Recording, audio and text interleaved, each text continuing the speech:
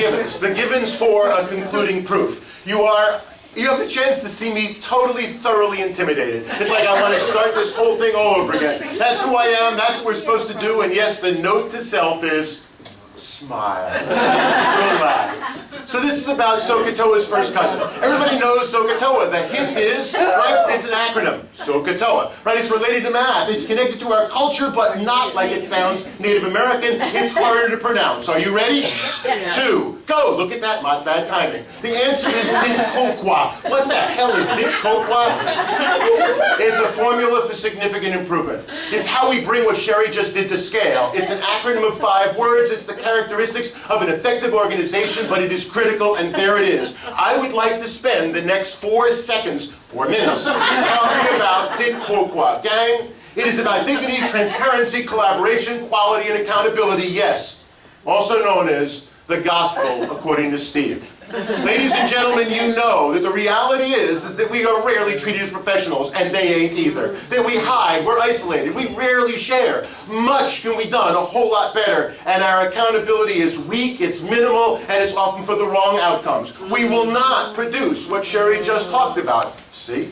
The wisdom of building in a pause slide. The wisdom of knowing that I need to catch my breath before we turn to the yin-yang, and here it is. Yin-yang, the dark and the old. You laugh, gang, but the fact of the matter is, the reality is it's top-down. They assume that we're ignorant. They know that they think that they know best. The kids are treated even worse. Walk into an urban high school with that magnetometer. Instead, think about the yin-yang.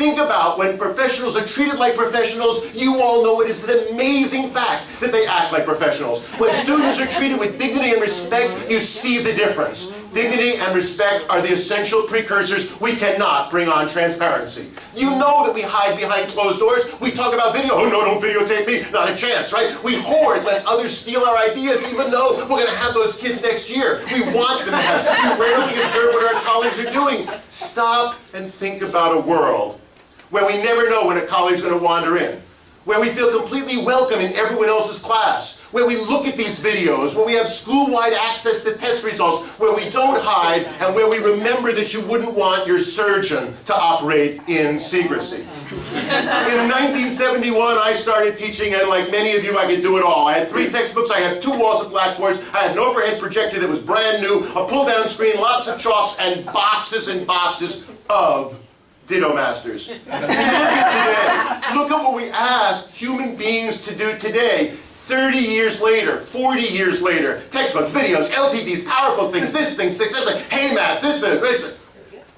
We need to recognize, we need to collaborate. And too often we punt.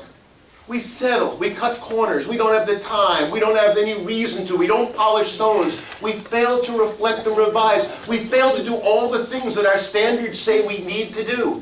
Instead, think about the models of excellence. Think about quality based upon a strong vision of teaching and learning, around well-developed plans that are not based on punting, on instructional videos that let us see and talk. And finally, it's time to move beyond what Kathy Seeley calls the yeah buts. It's time to move beyond the it's the kids and blaming the kids and the parents and the elementary teachers that can't do it and they don't do their homework and they don't do that, and instead move to a world where we meet every single kid 3/4 of the way, where we strive to engage them with the kinds of tasks that Dan Meyer does day in and day out and puts up on the most amazing blog in the world. I can take affirmative actions to reteach rather than blame. And so gang, the proof is so simple. Until and unless we are treated and we treat other with dignity and respect, there will not be enough trust for transparency. Until and unless we treat each other with dignity. Until and unless we have much greater transparency and openness, a mindset that we can learn from each other, there are few incentives to collaborate.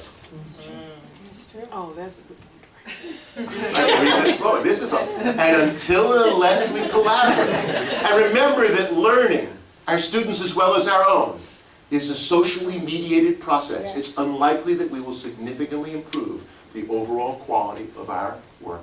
It just seems so logical. And until and unless this foundation is built, there is insufficient support and inadequate culture for meaningful accountability that will make a difference in kids' lives. This wasn't as hard as I thought.